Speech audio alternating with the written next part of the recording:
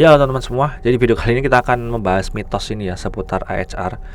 Yang pertama sih sebenarnya ini ya, nggak cuma ngadmin. Ya ngadmin tuh ada, tapi nggak cuman itu sebenarnya. Jadi kalau yang kita bahas kemarin kan sampai strategik tuh juga ada gitu kan. Sampai membuat culture nih, ini yang paling sulit nih.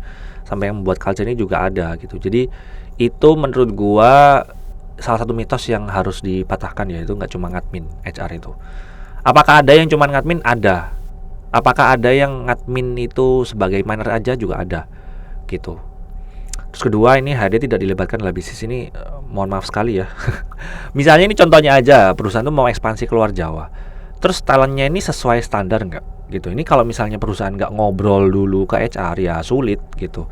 Jadi perusahaan tuh harus ngobrol dulu ke HR. Misalnya kita mau ekspansi nih ke Sumatera gitu, kira-kira talentnya ada yang sesuai nggak ya, talentnya sesuai semua nggak ya, dari Aceh sampai ke Lampung itu ada yang cocok nggak ya. Kalau misalnya cocok, ada berapa orang tuh gitu. Jadi kita bisa tahu ekspansinya berapa gitu. Ini salah satu contoh aja. Misalnya bikin startup nih, mau nambah expat dari India, bisa nggak gitu. Kita tanya dulu ke HR gitu, bisa nggak. Jadi HR itu harus semuanya dilibatkan dalam bisnis. Jangan sampai kayak cuman ngadmin doang gitu. Kalau misalnya tiba-tiba nambah expat dari India, terus udah kerja, ternyata udah dibayar 50 juta per bulan, ternyata si ekspektasinya jelek gitu, atau ekspektasinya bagus tapi hasilnya jelek. Nah itu kan sangat disayangkan gitu. Misalnya nih lagi mau expand juga, apakah bisa nih harus build office di sana, misalnya di Malang gitu ya, head office-nya di Jakarta, terus mau buka cabang tuh di Malang gitu. Nah itu memungkinkan nggak? Apakah kita butuh remote aja, terus gajinya gimana gitu. Ini juga harus dipertimbangkan gitu teman-teman ya.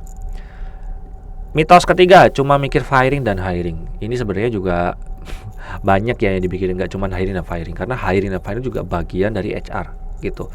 Yang gue pelajarin juga itu banyak, selain dari hiring selama bekerja sampai firing sih sebenarnya. Jadi selama bekerja itu juga sangat banyak dan jelimet. Itu juga yang dipelajarin atau dilakukan sama HR gitu.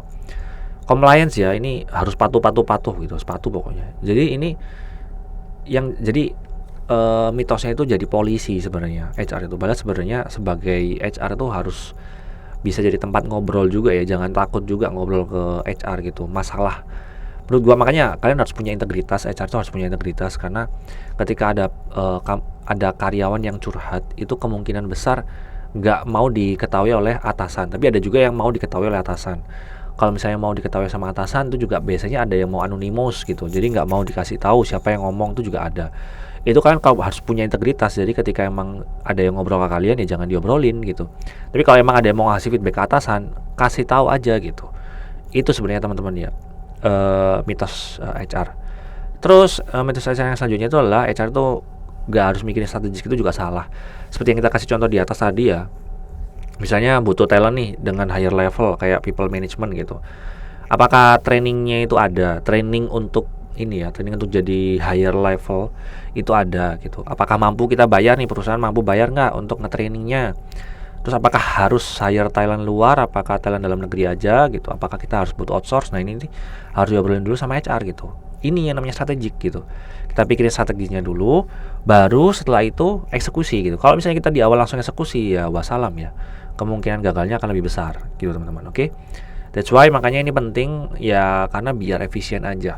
Jangan sampai kita buang-buang duit. Oke, thank you and see you next video. Bye bye.